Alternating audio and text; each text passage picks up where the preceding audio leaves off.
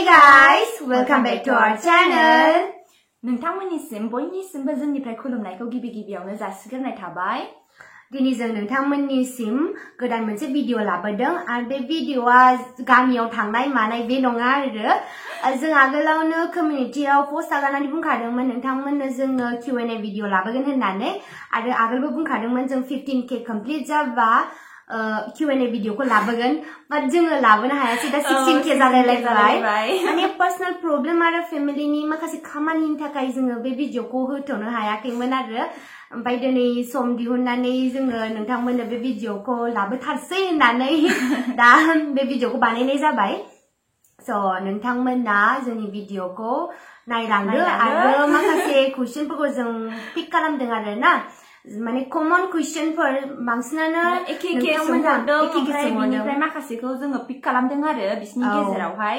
दा नोंथांमोना गाज्रि मोननो नाङा जुदि नोंथांमोननियाहाय जेन'बा जों पिक खालामाखैबा अननानै निमाहा होदो जोंखौ आरो माने गासिखौबो जे मोनसे होजोबनो हाया बिनि थाखायनो बिदिबा एकदमबारे फुल मा होनो मुभि बायदि जागोन रायलायबाय थानायाव एकदम 1 घन्टानि जागोन आरोना भिडिअआ So फार्स्टआवनो जोंनि नामखौ खोन्थाना लाग्रोसै आंनि नामा जाबाय मिस कविता रानी ब्रह्म आंनि नामा जाहैबाय अरुणा नार्जारी बिनिफ्राय जोङो असे बिब' बिनानाव नंनाय नङैखौ नोंसोर टाइटेलाव बिराद सोंहरदोंमोन टाइटेलखौ नायनानै मानो ब्रह्म सासेना मानो नार्जारी होननानै एक्चुअलि जों सानैजों बिब' बिनानाव असे नङा काजिनसो जोङो माने जों सानैया मा होनो बिदिखौ जेन'बा जोंनि बिमाजों डिफरेन्स बिमाजों बिमा बिब' बिनानाव माने जोंनि मोखांसो एखे जायो बिब' बिनानावानो जोङो माने आलदा दा बिदि होननानै जोंनि भिडिअखौ नायनायखौ दागार आरोना बिब' बिनानाव नङा होननानै बिब' बिनानाव जायो जों बिब' बिनानाव असे बायदिनो अनलायखायो आरो बुलायोबो नोंथांमोना जोंखौ भिडिअआव नुयो जे बयबो होनहरो मासि अनलायो नोंसिनो र' मालाबा बुलायनायखौ जोंनि बुलायनायखौ दानिया जोङो जागायसै नामा ना मा होनो बांद्राय रायलायबाय जोङो दानिया नोंथांमोना इन्ट्रेस्ट मोनोबा जोंनि भिडिअखौ नायलांदो दा सबसे सिगां माने जों जाखौ इन्ट्रेस्ट मोननानै क्लिक खालामदोंना बिथाङानो जाहैबाय मा नाम AB माने बर'नि AB लिरनाय आरोना ओमफ्राय बिथाङा होनहरदों गाज्रि मोनाबा निकनेम दोनजागोन ना सिस्टारमोन सासेखौ मोथेब सासेनि नामा मोथेब ब्रेकेटाव होदों बियो गलाब दख'ना गाननायखौ मानेहाय जोंनि मोनसे पस्ट हगारनायावहाय बे हरदोंमोन आरो कमिउनिटियाव आङो दख'नाखौ पिंक कालार गानदोंमोन गलाब माने आंनि नामा मोथेब आरोना थेंक इउ जिखुना बिराद फसायबाय आरो मेगना फिसा फिसा ना मोथेब जागोन दे र' पिक्सारा बि बाखि आरो सासेखौ दाउथेब गोमो दख'ना दाउथेब माने दाउलेबलेब बिराद फसायबाय आङो थेंक इउ माने आङो एभरि भिडिअआवनो मानसि रायलायखाय बेखायनो दाउथेब दोनजादों खोमा थेंक इउ जायखिजाया बिथांनिसिम दे जाबाय दे दाउथेब जायखिया थेंक इउ AB बिथांनिसिम गोजोननाय बावहरनाय थाबाय आरो बिनि उनाव होनदों बे आंना सोंथिया बेनोमोन आरो दोनजायोबा दोनसिगौमोन माने आं मानसिफोरखौ निकनेम जोंसो गाबज्रिनो मोजां मोनो बुंजायोबासो बुंगोन दे बुंजायाबा बुंजायो दे मोजां नामा बिनि उनाव दङ नेक्स्ट नोंसोर बिब' बिनानाव असे नङा नामा मानो सासेना ब्रह्म सासेना नार्जारी जाखो प्लिज एन्सार बेखौ हरदोंमोन राजप्रेम नार्जारी होननाया ओमफ्राय आगोलाव बुंखाबाय आरोना बिनि एन्सारखौ जों सानैजों असे बिब' बिनानाव नङा एसे आरो एसे बिनि उनावहाय नेक्स्ट कुइसनानो जाहैबाय सोरनिफ्राय देरहासार लाहारिनिफ्राय बे होनहरदों नोंसोर सानैजों आं थाफाहैनो लुबैयोलै नोंस्रा न'खराव हिनजावफोर गोजा बायदि मोनदों आं बेखायनो सियर थाफाहैयो आङो माने मा होननांगौ बेखौ जोङोथ' नोंथांमोना मिथिबाय जों टाउनावसो थायो होननानै माने जों ज' थायो आरो टाउनाव नानि आं ओमफ्राय सासे फंबाय दङ जोंहा स' नांथ'ला नामा दंखायो बडिगार्ड नेग्रा दंखायो आंनि फंबाय ओंखायनो नांथ'ला दे गाज्रि दामोन देरहासार लाहारि बिनि उनाव दङ सासे दिलीप देउरि होननाया हरदों माने बिथाङा बिराद बुरजा कुइसन सोंहरदों जों खेबसेनो 10ता लाइन दं बिनिफ्राय फर्स्ट कुइसनखौ होनग्रोसै मान नाम्बार 1 आव दङ नेमा बेनो नामा होनदों आरो आई थिंक नेमा बेनो नामा होननाय आरो नामा बेनो अरु एन्ड कविता एक्चुअली आंनि नामखौ फुल नाम एक मिनट अरु एंड कविता तुमने यहाँ पर पॉइंट किया मुझे आंखौ सो अरु होनदों सॉरी आंनि नामा अरु बिनि नामा कविता माने फुल नेमखौथ' आं खोन्थाखाबाय आंनि नामा अरुणा नार्जारी बाट आंखौ अरु होनना बुङो बांसिनानो माने आं मोजांबो मोनो आंखौ अरु होननानै गाबज्रिबा माने नोंसोर जेन'बा साप'ज दा बायदियाव लोगो उरुना आंनि नामखौ दिनैसिम रावबो मोजाङै गाबज्रिफेराखै माबा सोरबा उरुना माने आं सुखुआ ओंखायनो अरुल' आरोना आंनि नामखौ एक्चुअलि ओमफ्राय नोंसोर जुदि सोरबा एखमबा लोगो मोनबाय बायोबा लामाया हाय अरु होनना बुंबानो जागोन अब्ला मोजां मोनगोन आरो मोथेमबाबो जायो दावथेब हाय मोथेमबाबो जायो आरोना बिनो ओमफ्राय नाम्बार 2 कुइसना जाबाय बेसेसिम फरायखो दा नोंथांमोनहा बे कुइसना बिराद कमन हो माने बेसे फरायखो बेसे सेमिस्टाराव ओमफ्राय जेनेबा मा कलेजाव हाबो कलेजखौ खोन्थाथ'ला माने आं होनसै नोंथांमोनहा आं बेखौ होनला आरो जोंनि दावथेबखौ होनथ'ला कालिखौ होनला आंनिया नोंसोर इमेजिन खालामनायनिबो एसे गोजानाव आरो माने नोंसोर साननायनि एसे गोजानाव एकदम गोजान होनजायो आरोना माने आं मा होननानै खोन्थासै सिगां आंनिखौ खोन्थागासै नामा अके आङो क'क्राझारावनो गासिखौबो जोंनि डिस्ट्रिक्टआ माने क'क्राझारावना आंनिया अरिजिनेला ओमफ्राय आङो आंनि माबानायखौ फरायनायखौ क'क्राझारावनो सुरु खालामदों क'क्राझारावनो फोजोबदों गासिखौबो आंनि फार्स्ट आं कलेजखौ खोन्थागारसै कलेजआ आं क'क्राझार गभर्नमेन्ट कलेजनिफ्राय आं कमप्लिट खालामदों जिअग्राफि डिपार्टमेन्टनिफ्राय बिनि उनावहाय आङो 2018 आवनो आं आंनि मास्टार्स डिग्रीखौ कमप्लिट खालामदों फ्रम बड'लेण्ड इउनिभार्सिटि बेबो जिअग्राफि डिपार्टमेन्टनिफ्राय दा नोंसोरो आंखौ मा सानो माने मा होनो सेमिस्टार होनबाबो आं बेयाव गैला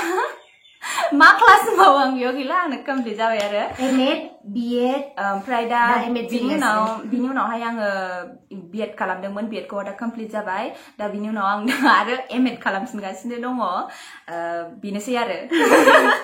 दा नोंनिखौ खोन्थाना लादो नोङो आंनिया जाहैबाय दा आङो डिग्री 5th सेमिस्टार आंखौ उन्दै नुयोबा बे नोंसिनि सानैसै आरोना जायखिया बेनोसै ओमफ्राय बे जाबाय गामिनि नामा मा एक्चुअली जोङो गामिखौ मा होनबावनो आङो जोंनि जायगाखौनो खोन्थानोसै डिस्ट्रिक्टखौनो जे आङो क'क्राझारनिफ्राय ओमफ्राय नोंखौ खोन्थालादो नोङो अबेनिफ्राय आंनिया डिस्ट्रिक्टआ जाहैबाय धुबुरी धुबुरीनिसो अरिजिनेलि माने बेखौ कलेजनि थाखाय क'क्राझाराव लाबोनाय जादों आरोना दा बे समनिफ्रायनो जों सानैजों ज' दङ दा नेक्स्ट कुइसना जाबाय गोसो थोनाय दंना गैया obviously बयनाबो थाखायो आं गाबसै बयनाबो थाखायो बयनाबो थाजोबा दे जायगायाव गैया एक्चुअली आं देनांहाय 2-3 बोसोरनि उनाव नोंसिनि खामानि होबाय आं नागिरना होबानो जाबाय सोरबा मोजां दंबा खबर हरबानो जाबाय आंनो नागिरनांथ'ला दे मोजां नागिरना होनदो आंबो हेफाजाब दं दे बिनि उनावहाय जोबथ'बाय बे नेक्स्ट कुइसन 5 नाम्बार न'खरा साबेसे जोंना न'खराव जेनेबा गावनि पार्सनेलखौ खोन्थाना लानोसै जोङो जोंनि न'खरावहाय गासै 7 दङ आइ बाबा आंनि फंबाय आरो आंल' आरो ओमफ्राय जोंनि न'खराव दङ जों बिब' बिनानाव 3 आरो 2 उन्दै दंबावो आंनि बिनानाव 2 आरो मा दं बाबा दं आबै दं आबौ दं बेसेल'सै मोजां बिनि उनाव जोङो नेक्स्ट कुइसनाव थांसै 6 नाम्बार मोजां मोननाय दंबा साबेसे दं आं बेयाव डाबल खेबसे गाबबावसै आं मोजां मोननाया दे सासेल' थागोन ना बेयावथ' 2-3 थाया माने आजिखालिनि जुगथ' एसे सोरबा सोरनाबा दं खोमा बाट जोंना गैया दे दे बेखौ नांथ'ला दे 7 नाम्बार साबेसे एक्स दं माने आजिखालिनि जुगाव बयनाबो एक्स थाखाजोबो बेखौ सोंथ'नो नांला आरो नाम्बार 8 आव दङ फादार एन्ड मादार माबाफोर खामानि मावो नामा जोंना मावो 2बो मावो मावनाया जोंना फादारा मावो मम्मीया हाउसवाइफ मा होनो जोंनिया बिमाया क'क्राझारावनो मावो ओमफ्राय जोंना बाबाया आउट अफ क'क्राझारानो माने जोंनि बिटिआर एलेकानि बाहेरायाव आरो धुबुरीयाव मावो जोंनि बाबाया ओमफ्राय नाम्बार 9 आव दङ नोंसोरनि बैसोआ बेसे जाखो नैबे बिथाङा Oh please no age को नायोबा दासो स्टार्ट हामा ए बिथाङा उन्दैनो दं आं खोन्थायाब्रा आं उन्दैनो दङ बियो दाबो माने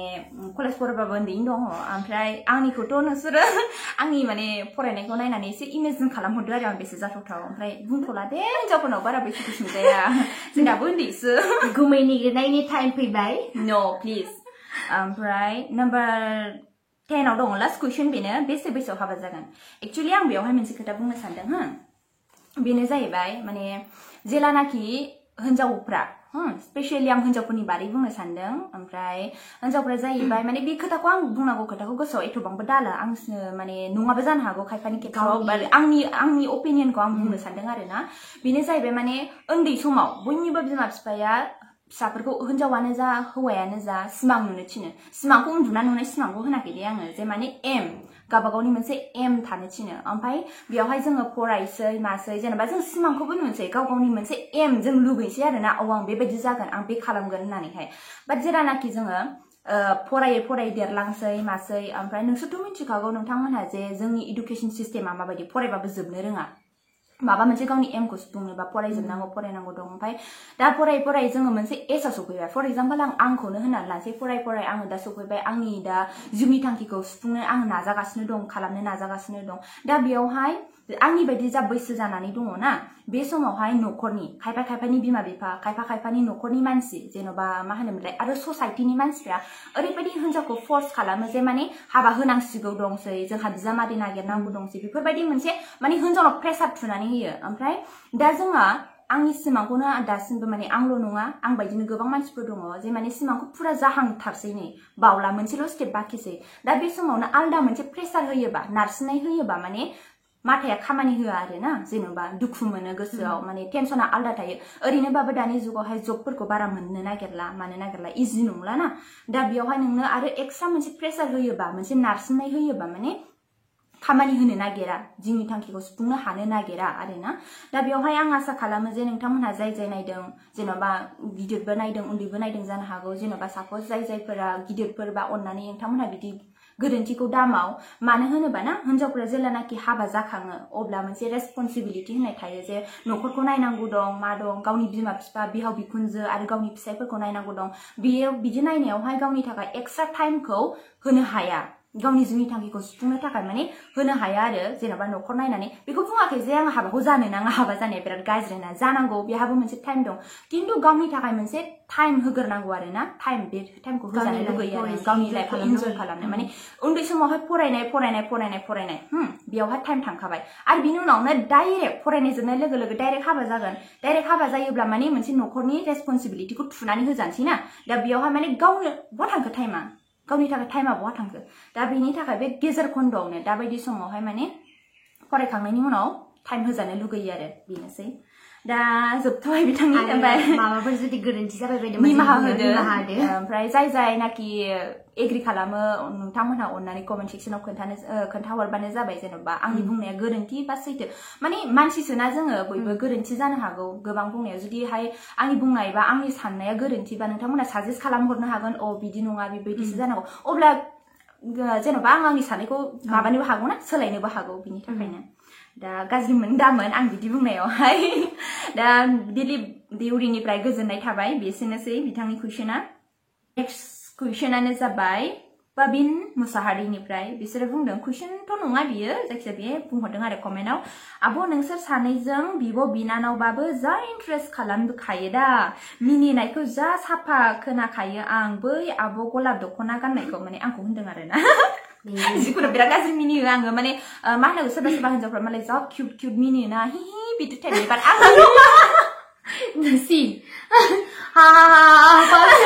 डाइरेक्ट माने खुगाखौ हासिनो मोनाबा गोसोआनो सोराङा आरो बाट दसे थादबलायो हो साइलेन्ट जालायलायो बेना मिनिनाया दा जेरै थाबाय थायो बेसो मिथिगोन औ ओमफ्रायहाय बे सानैजों अनलायनाय बा बिराद इन्ट्रेस्ट खालामनायखौ नुयो र' मालाबा सिगाङावबो होनदों जे नोंसिनो बुलायनाय भिडिअखौबो हगारगोन होननानै र' बिराद खानायबो बोलायलायो जोङो बुलाय खुरख्लाबजोबो र' आंना नै दागा गैला आरोना बेयाव खुरख्लाब जानायमोन आंना मोनसे बेजों बिराद गाज्रि बिब' बिनानाव मालाबाबो ज' दाथा होनखायो आङो काजिनानो जा रियेलानो जा जोङो रियेलनिखौ बांसिन बुलायो बिराद गाज्रि आरो ड्रेस मोनसे आयो ड्रेस मोनसेबो मोजां थाया गानस्लायो दोनो गोदान गोदान गोदान गोदान गानो दख'ना मोनसे गोदान बायबाथाय बेखौबो गानसैलाय नोंसिना जेन'बा आं सोंसै मोनसे कुइसन जेन'बा नोंथांमोना सोरबाफोर बिब' बिनानाव ज' दंबा आरोना नायग्राफोरनि गेजेरावहाय जेनेबा बिब' बिनानावनि गेजेराव बिदि जायोना जाया आंना खिन्थु ड्रेस मोनसेबो मोजां थाया गासिबो बे गाननानै दोनजोबो गोदान गोदानबाबो आङो मोना आरोना आंनि थाखाय पार्सनेल आं दोननो मोना गासिबो गानजोबो बे बिराद दुखुनांथाव रागा जोंलायलाङो आं एखमबा दानिया नोंथां प्रबिन मोसाहारिनिसिम थेंक इउ सासे दुर्गा बर'निफ्राय बिथाङा होनदों सानैबो नोंसोर माबाफोर खामानि मावो नामा जों बिराद गिदिर खामानि मावो आरो दा बर्तमान जों कर'ना बोथोरना बिराद गिदिर खामानि मावो जों बेनो जाहैबाय उन्दुनाय सिखारनाय जानाय लोंनाय मबाइल नायनाय आरो फिर उन्दुनाय सिखारनाय जानाय लोंनाय मबाइल नायनाय दाथ' क्लासबो गैयाना ओरैनोबाबो जोङो मा होनोमोनलाय जों खामानि मावो थिगैनो खिन्थु एसे अलसिया जोङो बेनो उन्दुनाय मानाय जानाय बेनोसै आरो बिराद मोजां जाबाय जोंनि थाखाय क्लासाव थांनाङा मानाङा एग्जामबो गैया पस्टपन जोबोद मोजां नेक्स्ट कुइसनानो जाहैबाय युवराज दैमारिनिफ्राय बे होनहरदों नाम्बार 1 आव नोंसोर सानैजों रियेल बिब' बिनानाव नामा बेखौ जोङो रिप्लाइ होखाबाय खोन्थाबाय सिगाङावनो नाम्बार 2 आवबो बुंहरदोंमोन बेयो नोंसोरहा न'आव सोर सोर दं बेखौबो खोन्थाखांखाबाय जोङो 3 नाम्बाराव दङ बिएफ दंना गैया बेखौबो खोन्थाखाबाय नाम्बार 4 आवहाय मा होनदों नोंसिनि इडुकेसना बेसेबां बेखौ खोन्थाखाबाय आइ होप रिप्लाइ मोनगोन आচ্ছা दा नोंथाङा रिप्लाइखौ मोनखाबाय दा थेंक इउ कुइसन सोंहरनायनि थाखाय युवराज दैमारिनिसिम बिनि उनाव दङ बिराद इन्ट्रेस्ट कुइसन बेयो बुंहरदों बिलि बसुमतारी आगैया बेयो बुंहरदों बाय'ग्राफिक क्रिएशनआ ओमफ्राय आब' गिदिरनि बिएफ नामा आब' गिदिराथ' आंसो गिदिरसिन आं नोंसिनाव मोनसे खामानि होनोसै दे बाय'ग्राफिकखौ जेन'बा मा होनो मा सानो नोंथांमोना जेन'बा इमेजिन खालामनानै एसे सानदो आरोना जेन'बा मा जाथावथाव आंनि बयफ्रेन्ड जाथावथाव ना मा जाथावथाव एसे माने नोंसिनि खामानिसै बे मा सानो आं बिनि रिप्लाइखौ होला दे दा बिलि बसुमतारीनिसिम थेंक इउ कुइसन सोंहरनायनि थाखाय नेक्स्ट कुइसनानो जाहैबाय मिजिंसा नार्जारिनिफ्राय बे होनहरदों नाम्बार 1 कुइसनाव दङ आब' नों इउटुब चेनेलखौ माला खुलिजेनदोंमोन एक्चुअलि इउटुब चेनेलखौ जों खुलिनाया बारा गोबाव जायाखै 8 मासल' जादों आरो आगस्टआव खुलिजेनदोंमोन जोङो ओमफ्राय सेकेन्ड नाम्बाराव दङ आब' नों उनालागै आरो माबा टपिक लाना भिडिअ खालामनो सानदोंमोन ना मा होनो बेयावहाय आं ओरै होनसै जेनेबा जोङो बांसिनानो मेक्सिमाम जोंनि भिडिअ बर' कालचारखौ देखायनो जों ट्राइ खालामगोन आरो ओमफ्राय जुदि नोंथांमोना जोंखौहाय जेनेबा माबा मोनसेनि सोमोन्दै जेनेबा साप'ज जोंनि आइडियाव फैयासै ओमफ्राय नोंसोर माबा मोनसेनि सोमोन्दै भिडिअ बानायजानो लुगैदोंबा प्लिज कमेन्ट सेक्सनाव खोन्थाहर जोंनो साजेस्ट खालामहर एखमबा समाव बिराद आन्दायोना जेबो जायाबा आरो दा कर'ना बोथोरना जेराव थांनो मोना मानो मोना बिराद खस्थ' जानानै दं गामियावबो थांनो मोना आरो बिनि सायावहाय नै माबा कारफिउबो जायोना बिनि थाखाय बिराद खस्थ' थांलाय फैलाय खालामनो बिदि दा मिजिंसा नार्जारिनिसिम थेंक इउ कुइसन सोंहरनायनि थाखाय दा नेक्स्ट कुइसना दङ इन्द्रजित बर'निफ्राय आंनि कुइसना जाहैबाय नोंसोर ब्लग बानायनाय मबाइलआ मा आरो नोंनि सोरनिआ बिनानाव दंबा आंनो हरबि दें हाबा खालामनो एक्चुअलि आं जेन'बा लिरनायखौ बारा बुजायासै बाट आं एसे बुजिबाय आरो मा बुंनो सानदों मबाइला जोङो भिभ' S1 Pro जोंनो बानायो बिराद खस्थ' आरो ना मानो होनोबा जोंनियाहाय स्टेबिलाइजारबो गैया प्लास मबाइला बिराद मावो आरो भिडिअआ बिराद खस्थ' जायो बानायनो ओमफ्राय मा होनो फैसाबो गैया एसे गोरिब जाहैबाय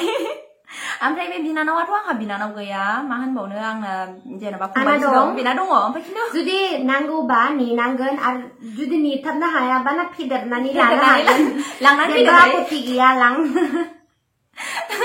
फेदेरनानै लायनो हागोन आरो उन्दैसिमखौ बिराद किउट खिन्थु खोन्थाखाबाय आङो नेक्स्ट भिडिअ लायनो सरि बे आगोलनि भिडिअआव नुबाय जानो हागौ नोंथाङा जोङो जेब्लानाखि आबैमोननाव थांदोंमोनदां बेयाव जोंनि माबा मा होनोमोनलाय फेमिलि गेदारिं जानायावहाय दङ उन्दै जायखौ आं बामदोंमोन आरोना बेनो फेदेरनानै लानोबाला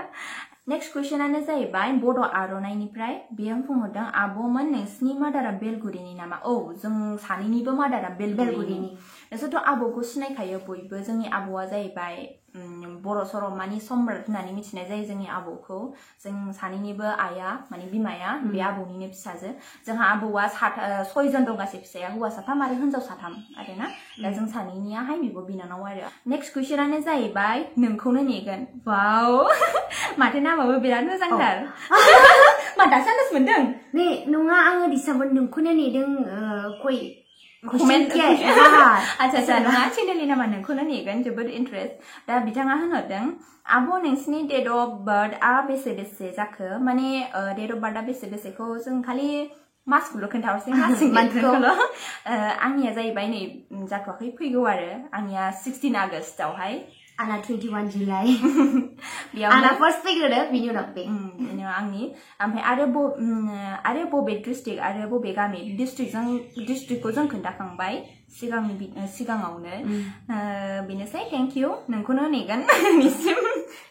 नेक्स्टआ जाहैबाय गौतम खाख्लारि बे बुंहरदों आब' नोंसोर सानैजों जावजा नामा एखे नुथारो आब' जायखियाथ' इन्ट्र'खौ मोनखाबाय खिन्थु बोरै एसे खाथियाव फैलाय ओरै मोखाङा आंना जाहैबाय गन्थंआ एसे खान्दि साना डिम्पल गैया एखे नङाना जोंनिथ'बां खिन्थु एखे नङा माने जों नायबाय थायोना जों नायलायबाय थानाय जायो बेखायनो जों एखे नङा सोरबा हथात नायनानै जोंखौ एखेबो बुङो आरो सासे दंबावो आब' बेजोंबो एखे बुङो जोंखौ माने जावजा साथामजों जावजा बायदि माने बिब' बिनानाव असे बायदि जायो आरोना दा थेंक इउ गौतम खाख्लारिनिसिम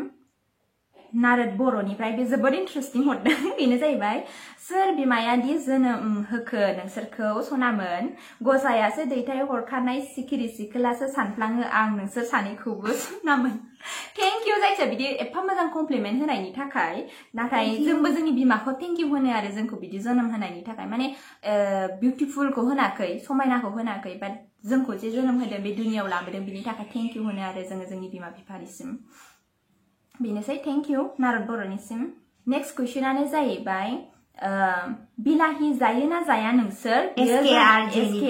निफ्राय कुइसन फैदोंमोन बिलाहिया माखौ बुङो आं मिथिया बिलाहि आइ नो टमेट' टमेट' सरि जायो आं बिराद जायो बिनि फेभरेट टमेट' माने ओरैबायदि ओंख्रि गैयाबाथाय टमेट' फिथाइल' थानांगौ हो ओमफ्राय दावदै आरि जेबो गैयाबा दखानाव थांब्रबनानै दावदै लायसै बे टमेट' बाथोन एकदम टमेट' राबार आरो मोनसे बुस्थु दंबावो आं बेखौ खोन्थासै बे टमेट' सिखावबो दे टमेट'खौ न' खाथियाव खावनानै लायो बेयो बिराद गाज्रि गैयाबा ने आं बुंनो सानदों SKRJ फंबाया जोंखौ गोदो माने सरि गोदोनो पुलिस फैनायनिफ्राय बिराद सापर्ट खालामबोदों शेयार खालामदों बिदिनो फ्रेन्ड्सफोर फेसबुक बिदिनो लिंक शेयार खालामदों आरो बिराद माने सापर्टबो खालामदों बिथांनिसिम थेंक इउ सो माच आरो SKRJ नाबो चेनेल दङ बेखौबो फुल सापर्ट खालाम जों बायदिनो आरो जेसेबां हायो अननानै जों लिंकखौ डिस्क्रिप्शन बक्सआव होनानै दोनगोन SKRJ निखौ नोंथांमोना थांनानै एसे सापर्ट खालामहैदो बर'जों बर' SKRJ आगैनिसिम थेंक इउ सो माच नेक्स्ट कुइसनानो जाहैबाय सनालि नार्जारिनिसिम बे बुंहरदोंमोन आब' मोना ना आब' मानो जाखो आब' मोनासो जानांगौमोन खोमा आब' मोना फिउचाराव मा जानायनि एम दं प्लिज रिप्लाइ सानैबो बिउटिफुल लाभ इउ दि थेंक इउ सो माच आगै सबसे सिगां ओमफ्राय फिउचार एम आङो एमखौ माने आङो जानो लुबैदोंमोन आरो बे जायासै एक्चुअलि आङो आर्ट एन्ड डान्सआव बिराद मोजां मोनोमोन खिन्थु माखासे फेमिलि प्रब्लेमनि थाखाय आं बेयाव थांनो हायाखै दा आङो आंनि एमखौ सोलायनाय सासे एज ए टिचार माने आं बेखौ जाजानो लुगैयो आरो आङो माने आं दा बेखौ होसोगासिनो दङ बिनि थाखायनो आं MA आरो BEd खौ लानाय जादों बेनोसै आरो नाथाय नायनोसै माने मानसिनि जिउआ दसेनो सोलायो जेन'बा नों मा जानो नागिरदों बेखौ जायालासिनो आलदाबो जायो बिनि थाखायनो माने बुंनो हाया जों मा जाहैगोन खिन्थु आं जानाखि सिमां नुदों आं बेखौ सुफुंनो थाखाय आं दा ट्राइ खालामगासिनो दं आरोना बेनोसै दा सनालि आगैनिफ्राय थेंक इउ सो माच ओमफ्राय नों खोन्थादो दे नोंहाबो माबा एम दं नामा आंनाथ' दंमोन आंनाबो दंमोन आंनाबो बिदिनो आर्टमोन बाट आंना कालारनि नङामोन आंना स्केट्सनिसोमोन बिराद गोसोमोन आङो बाट माखासे बिदिनो फरायनाय मानायनि टाइम बहननो हायासै बिदिनो क्लास लानो मोनासै आङो स' हांमा थाबाय दा बेखौबो आंबो सोलायनांगौ जाबाय आरोना एमआ थ' आंना दा एसे आलदायाव थांबाय दा आंना एमआ दा बर्थमान आरो मा होनोमोनलाय हिन्दी टीचर जानो आरो दानिया नेक्स्ट कुइसनानो जाहैबाय नोंसोर सानैनि क्वालिफिकेशनखौ खिन्थाहर फ्रम दिकेजुलि आसाम बियो होनहरदोंमोन रितुनजय मोसाहारि थेंक इउ रितुनजय जों सानैनि क्वालिफिकेशनखौ जों खोन्थाखाबाय आरो आंनाथ' इमेजिननिसो बायराखा नोंसोर सा सानैनि दानिया नेक्स्ट कुइसनानो जाबाय बर' गथ' आच्छा बर' गथ' दे मा सोंदों आब'मोनहा अबेनि जों क'क्राझारनि बर्तमान बेबो क'क्राझाराव दङ नानियाबो